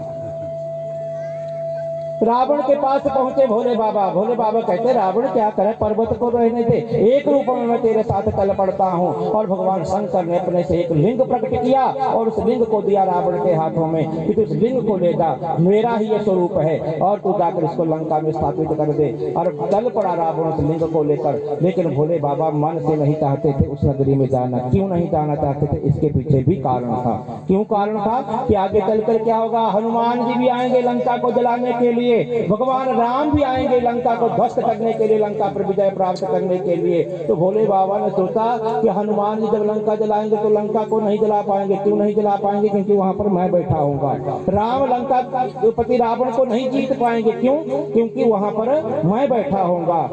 तो भगवान शंकर मन से नहीं जाना चाहते थे। रावण से उठाया नहीं जाएगा, वहीं पर स्थिर हो जाएगा शंकर भगवान की। और कैसे कैसे भोले बाबा ने अपनी माया का विस्तार किया, माया फैलाई। रास्ते में जा रहा था, अभी झारखंड देवघर जिले में पहुंचा ही था, और क्या वो लघु शंका जाने की इच्छा हुई रावण की। और वहीं पर भगवान शंकर एक गोप के रूप में, ग्वाले के रूप में बोल कर गए। जैसे ही रावण गए, भगवान शंकर जब ग्वाले बनकर आए थे, उन्होंने क्या किया? शिवलिंग को धरती के ऊपर छोड़ा। रावण ने पूरा जोर लगा लिया उठाने का, लेकिन लिंग वहां से नहीं उठा। और वहीं पर भगवान शंकर विराजमान हो गए। किस रूप में? वैद्यनाथेश्वर के रूप में। गुजरात में द्वारिकापुरी से 17 मील की दूरी पर भगवान शंकर विराजमान है। किस रूप में? नागेश्वर के रूप में। नाम पड़ गया भगवान शिव का रामेश्वर के रूप में। तमिलनाडु में भगवान विराजमान हो गए। रामस्य ईश्वरः रामेश्वरः। राम के जो भगवान है कौन है? शिव। शिव रामेश्वरम। राम ईश्वर यस्य रामेश्वरा। राम ही है भगवान किसके? किसके? भगवान शिव के। एक दूसरे के पूरक हैं दोनों, एक दूसरे के बिना अधूरे। 22 कुंड है रामेश्वर में, जो कहे उन्हें पता है कितने कुंड हैं? 22 कुंड। 22 कुंडों का जो जल है वो जल का स्वाद भी अलग अलग है 22 कुंडों का शंकर भगवान। कैसे कैसे जो गए हैं, एक कुंड के पास जाओ, वहाँ डुबकी लगाओ। स्नान डुबकी नहीं, कुएं में डुबकी कहाँ लगाने? वहाँ खड़े होते हो, बाल्टी से भर भर कर जल डालते रहते हैं ऊपर। भगवान ने सामर्थ्य दिया है, और शरीर स्वस्थ तो एक बार स्थानों में जाना ही चाहिए शंकर भगवान की। मौका मिले तो जाइए, आनंद लीजिए भगवान शंकर के स्थानों को। द्वार कौन सा? भगवान शिव का घुसमेश्वर के रूप में भगवान 12वें ज्योतिर्लिंग के रूप में आए। एक ब्राह्मण का नाम था सुधर्मा। क्या नाम था ब्राह्मण का? सुधर्मा। और ब्राह्मण की शादी हो गई, और घरवाले का नाम था सुदेहा। कई वर्ष बीत गए दोनों की शादी को, लेकिन कोई संतान ना पुत्र ना पुत्री। संतान दोनों के लिए शब्द प्रयोग किया जाता है। ऐसा नहीं कि पुत्र को ही संतान कहते, पुत्री को भी क्या कहते हैं? संतान कहते। कोई संतान नहीं हुई उनके, सुधर्मा और सुदेहा के। कई वर्ष बीत गए, और जो सुदेहा है, सुदेहा अपने पति से कहते कि स्वामी मुझे लगता है मुझ में कुछ कमी है, जिसके कारण मेरे संतान नहीं हो रही है। तो स्वामी कोई ऐसा यत्न करो जिससे संतान हो जाए। ब्राह्मण कहते मैंने सब कुछ कर लिया, जप तप पूजा पाठ सब यहाँ विवश कर दिया। अरे मैं किसी तीसरी से शादी करने के लिए नहीं कह रही हूँ। दूसरी कौन? मेरी जो सगी बहन है, और सगी बहन का नाम था घुष्मा। क्या नाम था? घुष्मा नाम बहन थी सुदेहा की। मेरी बहन से आप शादी कर लीजिए। उसने कहा, सुदेहा ने कहा दिया, और विवाह हो जाता है सुधर्मा का। किसके साथ? घुष्मा के साथ विवाह हो गया। और जो घुष्मा थी, भगवान शंकर को उन शिवलिंगों को वो घुष्मा जल में एक सरोवर में जाकर प्रवाहित करती थी, प्रतिदिन का नियम। और बाबा के शरण में कभी भी खाली झोली नहीं भेजेंगे आपको। घुष्मा के भी पुत्र हो गया भगवान शिव की कृपा से। और भगवान शंकर के जो भक्त होते हैं उनके मन में क्या भरी होती है? करुणा भरी होती है। भगवान शिव अपने भक्तों को भी बिल्कुल अपनी ही तरह बना देते, दयावान करुणावान बना देते हैं। घुष्मा के मन में भी दया उत्पन्न हुई। सोचा है जो मेरी बड़ी बहन है सुदेहा, इसके कोई संतान नहीं है, ये निसंतान है, और इसे ये दुख सताता रहता है। और अगर मैं अपने इस पुत्र को, जो मेरा पुत्र है, इस पुत्र को मैं अगर इसकी गोदी में दे देती हूँ तो ये भी अपने को संतानवान मानेगी, इसका भी दुख दूर हो जाएगा। और घुष्मा ने अपनी बहन सुदेहा का दुख दूर करने के लिए अपने उस पुत्र रहेगा, जो सुदेहा की बड़ी प्रसन्न हुई, अपने पुत्र, सगे पुत्र की भांति उस पुत्र का उसने लालन पालन किया। पुत्र को बड़ा चाहती थी, रात दिन उसी पुत्र का ध्यान। और विवाह के योग्य पुत्र हो गया, विवाह हो गया। और विवाह के उपरांत जब शादी हो गई, बहू घर में आ गई। अब जो बहू थी, बहू को पड़ोसियों ने बता दिया, और उन्होंने बता दिया कि एक जो सगी सास है, तेरी सगी सास है कौन? घुष्मा। तेरी सगी सास सुदेहा नहीं है। अब जब बहू थी, क्या लगी सुदेहा से थोड़ा भेदभाव करने लगी कि मेरी सगी सास नहीं, सगी सास तो घुष्मा है। और जब घुष्मा थी तो भगवान शंकर की पूजा में वैसे ही रत थी जैसे पहले रत थी। मिट्टी के शिवलिंग बनाने, उनकी पूजा करने, उनको जल में प्रवाहित करना प्रतिदिन का नियम। उस धीरे धीरे जो सुदेहा है, सुदेहा चिंतन करती है तो मेरे बेटे को भी बता देगी, ये मेरे बेटे को भी ये बता देगी कि मैं इसकी माँ नहीं हूँ। और मेरा जो बेटा जिसको मैंने आज तक पाल पोस कर बड़ा किया, वो भी मुझसे फिर क्या करेगा? द्वेष रखने लग जाएगा, भेदभाव करने लग जाएगा, मुझे अपनी सगी माँ नहीं माने। मानेगा, और अगर उसने मुझे सगी माँ नहीं माना तो मैं कैसे जीऊंगी, कैसे रहूंगी। मैंने तो गया कि सुदेहा ने एक दिन बहुत बड़ा निर्णय ले लिया कि पुत्र बार बार मुझसे कम मिलता है, अपने सगी माँ से ज्यादा मिलता है, कैसे रहूं। अरे मेरा पुत्र है, उसका नहीं हो सकता। थोड़ा सा मन में विकार आ गया सुदेहा के, और सुदेहा ने क्या किया, रात्रि के अंधेरे में उठी, अर्धरात्रि के समय उठी, हाथ में कुल्हाड़ी ली। पुत्र और पुत्र वधू कमरे में सोए हुए थे। रात्रि के अंधेरे में पुत्र और पुत्र वधू के कमरे में प्रवेश किया कुल्हाड़ी लेकर, और अपने ही पाले हुए उस पुत्र को बंद कर दिया, काट दिया कुल्हाड़ी से। उस सुदेहा ने अपने ही उस पुत्र को छोटे छोटे टुकड़े उस पुत्र के कर दिए, और बोरियों में भर भर कर वहां से ले गई, और उसी सरोवर में जाकर फेंक दिया पुत्र को। किस सरोवर में? जिस सरोवर में घुसमा क्या करती थी, प्रतिदिन शिवलिंग प्रवाहित करती थी, उसी सरोवर में जाकर डाल दिया। और जो बहू को जैसे पूरा बिस्तर खून से लथपथ, छोटे छोटे मांस के टुकड़े पड़े हुए हैं बिस्तर के ऊपर, रोज बिलखती हुई बहू आवाज लगाती है अपनी सास को, घुसमा को आवाज लगाई। और जो घुसमा की बैठी थी भगवान शंकर की पूजा में, मेरी माँ, मेरे पति नहीं रहे, मार दिया उसे किसी ने, पता नहीं कोई जानवर खा गया कि कहाँ गए मेरे पति। और जो घुसमा बैठी थी पूजा में, उसने भगवान शंकर की पूजा संपन्न की, शिवलिंग उठाए और शिवलिंग उठाकर प्रवाहित करने के लिए उसी सरोवर पर गई जहां पुत्र के शरीर को डाला गया था सुदेहा के द्वारा। जैसे ही वो शिवलिंग वहां पर प्रवाहित हुए, भगवान शंकर का ध्यान किया कि भोले बाबा, अरे वो तो मेरा था ही नहीं, क्योंकि आपने ही दिया था, आपने ही ले लिया, मुझे कोई गम नहीं है, कोई दुख नहीं। के ऊपर उसके उस लगाव के ऊपर भगवान शंकर प्रसन्न हुए उसी सरोवर से, और भगवान शंकर प्रसन्न हुए, घुसमा को कहा कि तेरी बहन ने तेरे पुत्र का वध किया है, मैं उसे जाकर दंड दूंगा। घुसमा कहते भोले बाबा मिल गए, नहीं आप कहाँ मिलते मुझे। प्रसन्न हुए भोले बाबा, और उसी सरोवर से भगवान शंकर उसके पुत्र को भी जिंदा करके वापस लेकर आते हैं। घुसमा को उसका पुत्र सौंपा भगवान शिव ने, और भगवान शंकर से वो कहती है घुसमा कि भगवान मैं चाहती हूँ कि एक रूप में आप यहीं पर विराजमान हो जाइए। और भगवान शंकर घुसमा के कहने से वहीं पर विराजमान हो जाते हैं, एक रूप में वहीं पर विराजमान हो जाते हैं। भगवान शंकर का नाम पड़ जाता है घुसमा के नाम से, जो वहाँ नाम पड़ गया। क्या नाम पड़ा? घुसमेश्वर भगवान की, घुसमे भगवान शिव का। और उस घुसमा ने कहा कि बोले बाबा, अगर आगे भी चलकर कोई आपका दर्शन करेगा, कोई निसंतान व्यक्ति जिसके कोई संतान ना हो, वो आपके दर्शन करेगा तो वो संतानवान हो जाएगा। शंकर भगवान की जय। घुसमेश्वर के रूप में भगवान विराजमान हो गए। कहाँ है भगवान शंकर घुसमेश्वर के रूप में? राजस्थान में जाकर कोटा जिले में रणथंभौर नेशनल पार्क के पास शिकारी था। और जो शिकारी था सुबह जैसे शिकार करने के लिए गया, पूरा दिन बैठा रहा वहीं पर, लेकिन उसे कोई शिकार नहीं मिला। और जो शिकार उसे मिलता था उससे क्या करता था, वो अपने परिवार का भरण पोषण करता था, पालता था उससे अपने परिवार को। पूरा दिन बीत गया उस भील का, उस शिकारी का, लेकिन उस दिन उस शिकारी को कोई भी शिकार नहीं मिला। शाम का समय हो गया, शिकार ढूंढते ढूंढते। मेरे बीबी वो परिवार वाले वो क्या सोचेंगे, वो तो भूखे प्यासे सुबह से बैठे हुए मेरे इंतजार में कि हमारे पिताजी कुछ लाएंगे तो हमारा भरण पोषण होगा। शाम का समय हो गया, वापिस नहीं गए। सोचा खाली हाथ जाऊंगा तो वो भी इंतजार में भूखे बैठे हुए हैं, कैसे मैं खाली हाथ उनके सामने जाऊंगा। बैठ गए कि जब तक मुझे कोई शिकार नहीं मिलेगा तब तक मैं यहीं पर रुकूंगा। और चले गए एक सरोवर के पास, पानी का एक सरोवर था, और वहां पर क्या था, पशुओं के, जंगली जानवरों के पैरों के चिन्ह बने हुए थे, निशान बने हुए थे। उस व्याध ने सोचा मुझे लगता है कि इस सरोवर में जंगली जानवर जल पीने के लिए आते होंगे, पानी पीने के लिए आते होंगे, मैं तभी जानवर आएंगे, सामने बैठूंगा तो भाग जाएंगे। बिल्लो वृक्ष था साथ में, उस बिल्लो बैठ गया वहां पर जाकर, और बिल्लो मूले महादेवा। मैंने एक दिन कहा था जब बिल्लो वहां तक मैं सुनाया था, बिल्लो वृक्ष की कथा सुनाई थी आपको कि बिल्लो के मूल भाग में स्वयं भगवान शिव विराजमान रहते हैं। और बिल्व के मूल में जो भगवान शंकर की पूजा करता है, और उस पूजा के जल का जो अपने ऊपर छिड़का फल प्राप्त हो जाता है। और जो बिल्व के मूल में दीपक जलाता है, दिया जलाता है, उसके अज्ञान का नाश होता है। शंकर भगवान और भील और शिकारी बैठ जाता है बिल्व वृक्ष के ऊपर, चुप कर पत्तों में बैठ गया। और जैसे ही रात्रि का पहला प्रहर चला, कितने प्रहर होते हैं रात्रि में? 4। कितने प्रहर होते हैं? 4। दिन में कितने होते हैं?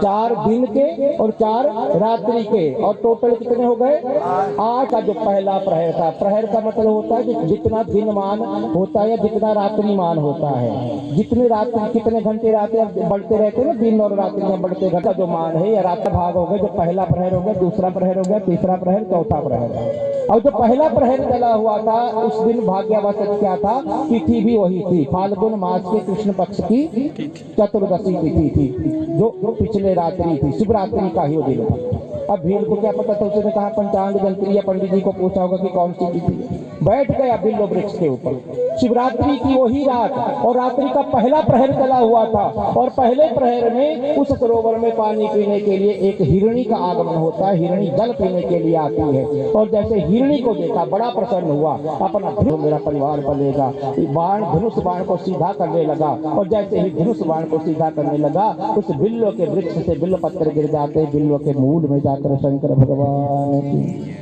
धोखे से गिरे, फेंके भी नहीं थे, धोखे से गिर गए। और बिल्लो के मूल में तो महादेव का निवास है, भोले बाबा रहते हैं। और जैसे बिल्व पत्र गिरा, भोले बाबा प्रसन्न हो गए। उसकी पहले प्रहर की पूजा भगवान शंकर ने स्वीकार कर ली, शंकर भगवान की पहले प्रहर की पूजा स्वीकार कर ली, प्रसन्न हो गए। और उसका मन थोड़ा सा निर्मल कर दिया भगवान शिव ने। और जैसे ही पंडों की हिरणी की आवाज आई, जो हिरणी थी मृगी ने नजर दौड़ाई ऊपर, अरे ये कौन, क्या होगा, कौन होगा, देखा ऊपर और उसको धनुष बाण सीधा करते हुए जैसे हिरणी ने देखा, वो हिरणी कहती है उस व्याध को, शिकारी को कि हे शिकारी, किम कर तुम इच्छसी, तुम क्या करना चाहते हो। व्याध सत्यम वद ममागर कहा, तुम मेरे सामने सब सच बोल दो, तुम क्या करना चाहते हो, उस हिरणी ने पूछा। और जो व्याध था, व्याध कहता है तो हिरणी को कि हिरणी कुटुंबम सुदितम में अज्ञा, कुटुंब कहते हैं परिवार को, मेरा परिवार भूखा है और तेरे मांस से मेरा परिवार का पेट पलेगा, पेट भरेगा। मृत्यु के लिए मैं तुझे मारूंगा, मार कर तुझे यहाँ से ले जाऊंगा। और जैसे ये दारुण कठोर वचन कहे उस शिकारी ने, वो हिरणी कहती है उस शिकारी से, अरे मेरा तो आज जीवन धन्य हो गया। मन मासेन सुखम ते स्यात् देहस्य अनर्थकारिणः, ये जो अनर्थों को देने वाले जो शरीर है, मल मूत्र से भरा हुआ जो शरीर है, गंदगी से भरा हुआ जो शरीर है, इस शरीर से आज आप मेरे मांस, शरीर के मांस से क्या होगा, आपका परिवार पलेगा, परिवार के प्राण बचेंगे, परिवार पलेगा, मेरा तो जन्म लेना सफल हो गया। वही हिरणी कहती है शंकर भगवान, मेरा जन्म लेना सफल हो गया।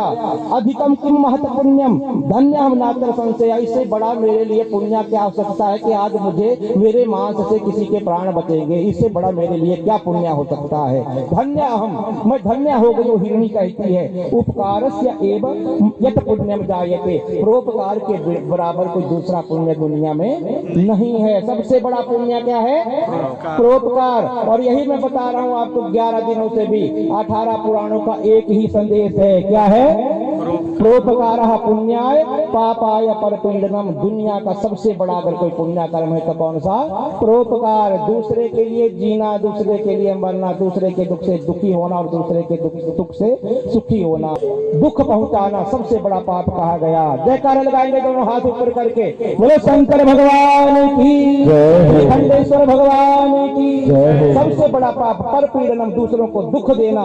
और शिकारी को कहा कि हे भील, शिकारी मैं आपका आहार बनने के लिए, आपका शिकार बनने के लिए तैयार हूँ, लेकिन मुझे थोड़ा सा समय दे दीजिए। मेरे छोटे छोटे बच्चे हैं घर में, मैं उन छोटे छोटे बच्चों को अपनी बहन के पास छोड़कर आ जाऊंगी, उनके पास संभाल कर आ जाऊंगी, वापस आऊंगी। वो शिकारी कहते, मन भी थोड़ा शिव पूजा से पहले, प्रहर की पूजा से निर्बल हो गया था। शिकारी कहता है अरे छोड़ दे, तू वापिस नहीं आएगी। वो हिरणी कहते मेरे ऊपर विश्वास कीजिए, मैं वापिस आऊंगी। ब्राह्मणों वेद विक्रेता संध्याहीन कालकम, जो ब्राह्मण जो 3 काल की संध्या से हीन हो जाता है, जो संध्या नहीं करता, संध्या से रहित जो ब्राह्मण है, उस ब्राह्मण को जो दोष लगता है दोष मुझे लग जाए अगर मैं वापिस नहीं आऊं। वो हिरणी कहती है ब्राह्मणों वेद विक्रेता, ब्राह्मण वेदों को बेचने से जो ब्राह्मण को दोष लगता है, पाप लगता है, वो पाप मुझे लग जाए अगर मैं वापिस न आऊं। स्त्रिया स्वामिनो ही आज्ञाम समुल्लंघ्य क्रियान्विता, क्या कहा कि जो पत्नी को पति की आज्ञा का उल्लंघन करने से जो पाप लगता है, पति की आज्ञा ना मानने से जो पाप लगता है, उतना ही पाप मुझे लग जाए अगर मैं वापिस ना आऊं। विश्वास कीजिए आप मेरे ऊपर, मैं अवश्य वापिस आऊंगी। वो हिरणी कही थी मैंने छोड़ दिया, लेकिन जल्दी वापिस आना, मेरे बीवी बच्चे वहां घर में भूखे हैं, जल्दी वापिस आना। हिरणी चली गई वहां से, जल्दी जल्दी दौड़ कर गई कि मैं जल्दी वापिस आऊंगी और जल्दी मेरा शरीर परोपकार के काम आएगा। शंकर भगवान की दौड़ कर गई, अपने बच्चों को अपनी बहन के पास छोड़ने के लिए गई। घर पहुंची लेकिन बहन वहां नहीं थी। दूसरा प्रहर रात्रि का शुरू हो गया और दूसरे प्रहर में उसी हिरणी की जो बहन थी वो वहीं पर आ गई, ढूंढती हुई अपनी बहन को। उसके पैरों के निशानों का अनुसरण करती वहीं पर पहुंची थी, सरोवर के पास पहुंची। उस समय चल पड़ा था रात्रि का दूसरा प्रहर चल पड़ा था। शिकारी ने देखा आई तो आई, वो नहीं आई लेकिन दूसरी आई, इसको मार देता हूँ। और जैसे धनुष बाण को सीधा किया उसको मारने के लिए, बिल्वपत्र फिर निकले, बिल्लों के वृक्ष से पहुंच गए सीधे बिल्लों के मूल में। भगवान शंकर और प्रसन्न होगा, इसने तो दूसरे प्रहर की भी पूजा कर दी। और यही तो भोले बाबा की विशेषता, जाने अनजाने में भी अगर भोले बाबा के ऊपर बिल्व पत्र चढ़ जाए, जानबूझ कर चढ़ाया उसका तो फल मिलेगा ही, अनजाने में भी गिर गया शिकारी की तरह भी गिर जाएगा बिल्व पत्र, तो भगवान शंकर प्रसन्न हो जाते हैं। और जैसे बिल्व पत्र गिरा उसका मन निर्मल हो गया। दूसरे प्रहर की पूजा में भगवान भूत बावन भगवान ने शिकारी ने बता दिया मेरा परिवार भूखा पड़ा हुआ है। और जो हिरणी है वो हिरणी कहते मेरा तो जन्म लेना धन्य हो गया, परोपकार करूंगी मैं। अरे लेकिन एक बात छोड़कर आते, शिकारी कहते पहले भी एक गई है बोलकर, वो अब तक वापिस नहीं आई, मैं कैसे बात करूं, मैं आपको वचन देती हूँ। और वो कहते, वो शिकारी कहते वचन तो उसने भी दिया लेकिन अब तक नहीं। हिरणी कहते मेरे ऊपर विश्वास करो, श्रीणु व्याध प्रवक्ष्यामि नागेशम पुनर्यदि वाचा विचलितो यस्तु सुकृतम तेन हारितम। अगर मैं वापिस न आई तो जितने भी मैंने आज तक पुण्य कर्म है सारे पुण्य कर्म मेरे नष्ट हो जाए अगर मैं वापिस न आऊं। और परिणीताम स्त्रियाम हित्वा गतंति अन्याम की अपमान, जो पुरुष अपनी स्त्री को छोड़कर पर स्त्री का जो संग करता है उसको जो पाप लगता है वो पाप मुझे लग जाए अगर मैं वापिस ना आऊं। तो हिरणी कहती है। और एक बात और कही, बहुत बड़ी बातें कही, सारी बातें तो मैं अब नहीं सुना सकता क्योंकि मुझे समय था कितने बजे तक, 1 बजे तक। चलो अब थोड़ा बढ़ गया, अब क्या करना, कथा तो मुझे पूरी करनी ही पड़ेगी, 5-10 मिनट ले लूंगा आपके। और हिरणी एक बहुत बड़ी बात कहती है, क्या कहा कि विष्णु भक्ति समायुक्ता शिव निंदाम करोति, जो भगवान विष्णु की भक्ति करता है और भगवान शिव की निंदा करता है और भगवान शिव की भक्ति करता है, विष्णु की निंदा करता है, उस व्यक्ति को जो पाप लगता है वो पाप मुझे लग जाए अगर मैं वापिस ना आऊं। कहने का क्या भाव था, जो विष्णु भक्त है उसे शिव की भी भक्ति करनी चाहिए क्योंकि विष्णु के बिना शिव और शिव के बिना विष्णु अधूरे हैं। ऐसा नहीं कि विष्णु भक्त बन गए और भगवान शंकर की निंदा करते रहे, शंकर की भक्ति की विष्णु की निंदा करते रहे।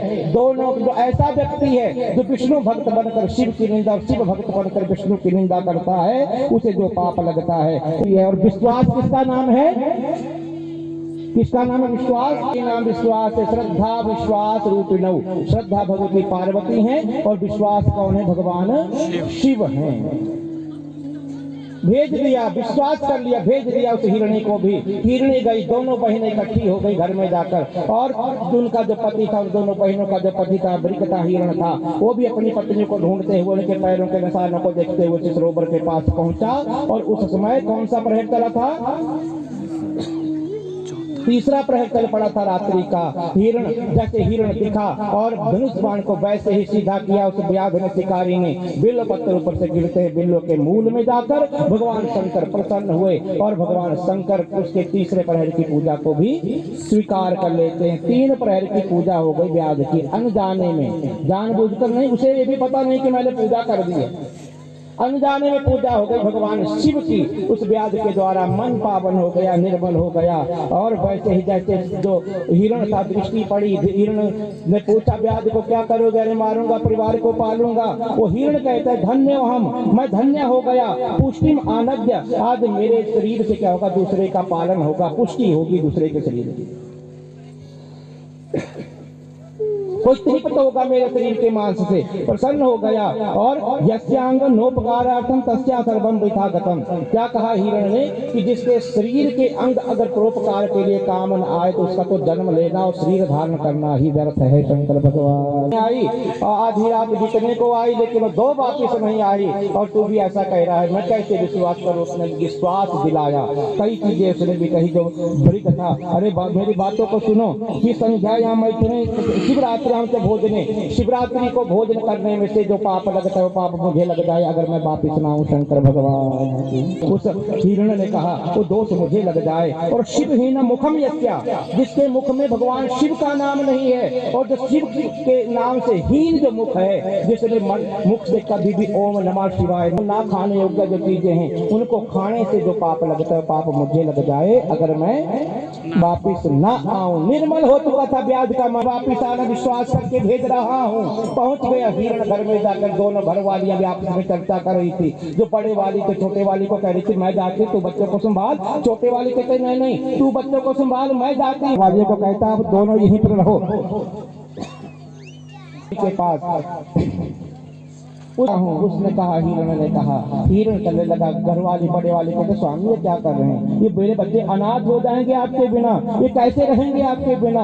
मैं जाती हूँ, मेरे जाने से कोई फर्क नहीं पड़ेगा, मैं जाऊंगी। एक माँ तो घर में रह जाएगी, बाप भी रह जाएगा, माँ भी रह जाएगी, मैं जाती हूँ वहां पर शिकारी के पास। छोटे वाले कहते नहीं नहीं मैं तो छोटी हूँ और छोटी का कर्तव्य होता है बड़े की सेवा करना। अरे मैं जाऊंगी, ये बहन दीदी आप यहीं पर रहो, मैं जाऊंगी शिकारी के पास, मेरा जन्म लेना धन्य हो जाएगा। और एक परोपकार की बातें सुनी, किन्होंने बच्चों ने जो साथ में खड़े हुए थे उन बच्चों ने ये बातें सुनी। और वो बच्चे कहते अपने माता किसी का प्राण बचेंगे, किसी की भूख मिटेगी हमारे शरीर के मांस से। वो हिरण के बच्चे कहते हैं हम जाएंगे आप यहीं पर रहो। कभी वो बड़े वाली हिरणी कहते मैं जाऊंगी, छोटे वाले कहते मैं जाऊंगी, हिरण कहता है मैं जाऊंगा, बच्चे कह रहे मैं जाऊंगा। अरे बहुत बड़ा पुण्य है परोपकार। हिरण भी इस बात को समझते हैं कि परोपकार के बराबर दूसरा कोई दुनिया में पुण्य नहीं है, और दूसरे को दुख देना इसके बराबर दुनिया में कोई पाप नहीं है। सबसे बड़ा पुण्य। बच्चों को कहा आप यहीं घर पर रहो, आप नहीं जाओगे, हम तीनों ने वचन दिया है और हम वचन देंगे। अंगीकृतं सुकृतना परिपालयन्ति। एक बात और कही हिरणों ने, क्या कहा कि दिए हुए वचन को जो पूरा नहीं करता उसका भार तो धरती भी सहन नहीं करती। शंकर भगवान की या तो किसी को वचन दो मत, मना कर दो कि मेरे बस की बात नहीं है, या अगर संभव होगा तो कर दूंगा लेकिन वचन मैं नहीं दूंगा। और जीवन में किसी को अगर वादा कर दिया, वचन दे दिया तो उसको पूरा करना चाहिए, नहीं तो धरती भी थक जाते हैं। तेरे जैसे दुष्ट का भार करने सहन करने में मैं असमर्थ हूँ। बड़े से बड़े का भार मैं सहन कर लेती हूँ, लेकिन जो दिए हुए वचन को भूल जाता है, मुकर जाता है वचन देकर, उसका भार धरती भी सहन नहीं करती। शंकर भगवान अंग ना जाए, प्राण चले जाए, लेकिन वचन नहीं टूटना चाहिए। और हिरण हिरणिया कहती हमने वचन दिया है तीनों ने, हमारा वचन नहीं टूटना चाहिए, नहीं तो धरती भी हमारा भार सहन करने में असमर्थ हो जाएगी। तीनों चल पड़ते, बच्चों को रखा घर में, लेकिन बच्चे कहाँ रुक पाते, कहाँ रह पाते घर में। उनके मन में भी परोपकार की भावना, माता पिता के वो संस्कार उनके मन में भी थे। दौड़े आगे आगे हिरण, उससे पीछे बड़ी हिरणी, उससे पीछे दूसरी हिरणी, और जब बच्चे छुप छुपा कर जा रहे हैं कहीं माँ बाप की नजर ना पड़ जाए हमारे ऊपर, छुप छुप कर जा रहे। पहुंच गए ब्याज के पास, जाकर शिकारी के पास पहुंच गए। शिकारी बड़े प्रसन्न, देखो तीनों आ गए, कई दिनों का प्रबंध हो जाएगा। और जैसे धनुष बाण को सीधा करने लगे तो क्या हुआ, बिल्लों के पत्थर दोबारा गिर जाते हैं मूल भाग में। उस समय रात्रि का कौन सा प्रहर चला था? चौथा प्रहर चला था। भगवान शिव प्रसन्न हो गए, चारों प्रहर की पूजा शिकारी की संपन्न हो गई। शिकारी का मन भी थोड़ा थोड़ा बदलने लगा, मन में सोचने लगा इतना बड़ा पाप, मैं दूसरों के प्राण लेकर अपने प्राण बचाने की सोच रहा हूँ, कितना बड़ा पाप हूँ, लेकिन इनको पालूंगा कैसे अपने परिवार को। फिर सोच रहा है मन में, निर्मल भाव उत्पन्न हो गया। अरे दूसरों के प्राण लेकर मैं अपने परिवार को पालता हूँ, अरे क्या इनको पीड़ा नहीं होती होगी, क्या इनको दर्द नहीं होती होगी, क्या इनमें जान नहीं है। अपने बच्चे को छोटी सी चोट लग जाती है तो आंखों से आंसू तक निकल जाते हैं, और दूसरों के बच्चों को काटने से हमें खुशी मनाते हैं। शंकर भगवान प्रसन्न होते हैं। पहले वचन दिया है, मेरा जीवन धन्य हो जाएगा, परोपकार के लिए आज मेरा जीवन काम आएगा। हिरणी ने कहा। छोटे वाली आगे हो गई, नहीं नहीं, पहले मुझे मारिए, मेरा शरीर परोपकार के लिए काम आएगा। व्याध को कहा। और जो छोटे छोटे बच्चे जो छुप छुप कर जा रहे थे वो सबसे आगे हो गए। शिकारी को कहा, नहीं नहीं, पहले हमें मारो, हमारा जीवन आज धन्य हो जाएगा, जन्म लेना धन्य हो जाएगा, हमारा शरीर आज परोपकार के काम आएगा। बच्चे आगे हो गए और जब व्याध का कांप गया, धनुष बाण हाथ से छूट गया। अरे मैं कैसा दुराचारी, व्यभिचारी, दुष्ट आदमी, दूसरे को मारकर अपने शरीर पाल रहा, अपना परिवार पाल रहा हूं। और इनको देखो, मेरे से अच्छे आदमी तो मैं बन गया, लेकिन मैं इंसान आज तक नहीं बन पाया। शंकर भगवान, मेरे से अच्छे तो हिरण हैं जिनके मन में परोपकार की भावना है। शिकारी को बड़ा पछतावा हुआ, पश्चाताप हुआ, उतर गया बिल्व के वृक्ष से, सबको छोड़ दिया, हिरण को भी, हिरण्यों को भी, बच्चों को भी छोड़ दिया।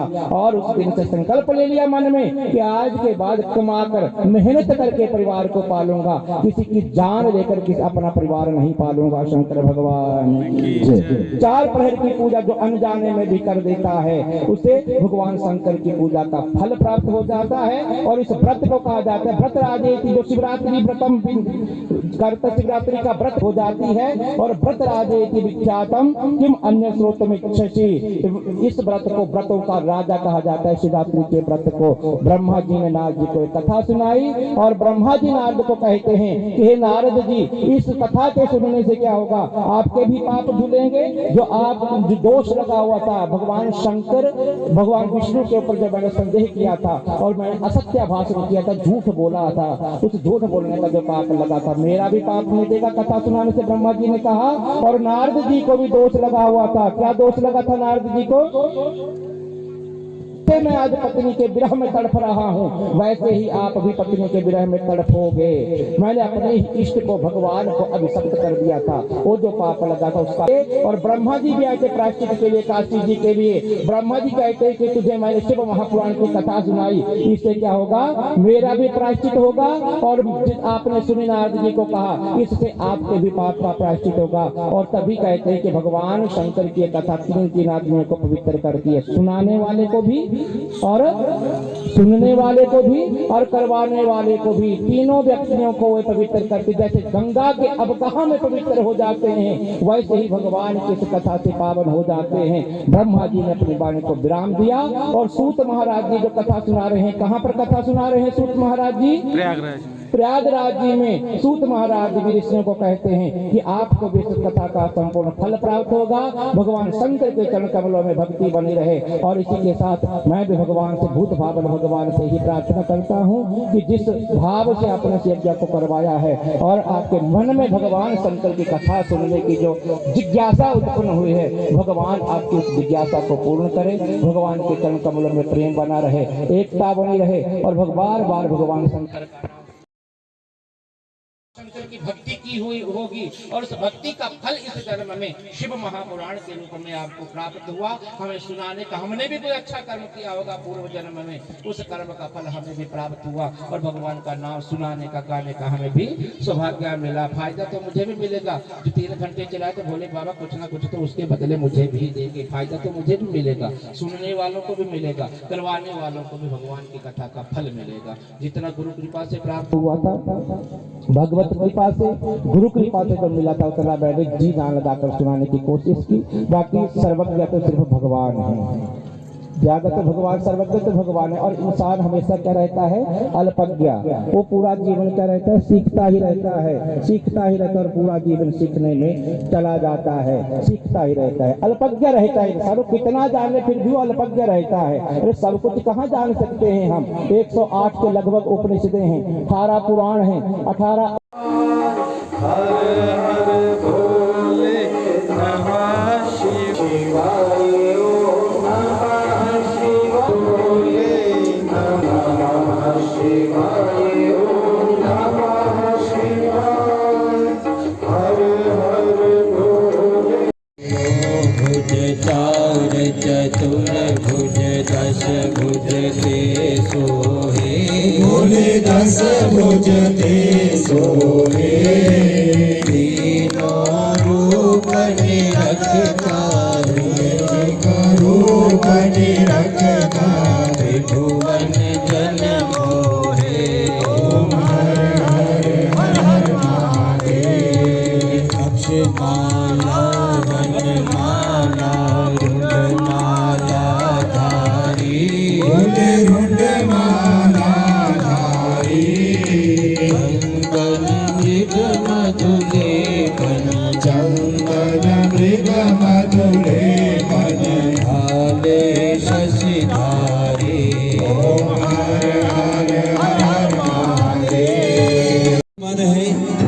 आशीर्वाद लेने के लिए आए सभी, और सभी को यज्ञ घंटी का